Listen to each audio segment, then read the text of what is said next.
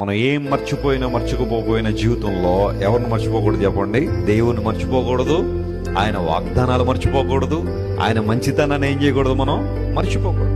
ఆయన నీ కోసం చేసిన గొప్ప కార్యాలను మర్చిపోయే దుస్థితులకు నువ్వు ఇప్పుడు రావద్దు.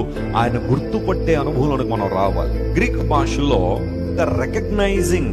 ఆ రికగ్నైజింగ్ అనే మాటను మనం చూస్తున్నప్పుడు గ్రీక్ లో ఉపయోగించి ఉన్న మాట ఎపిగినోసోకో అంటే అర్థం ఏంటంటే సంపూర్ణంగా మరల వారితో ఐక్యపరచబడడం, దేవుణ్ణి మర్చిపోలేనంతగా హత్తుకోవడం. అది దాని అర్థం.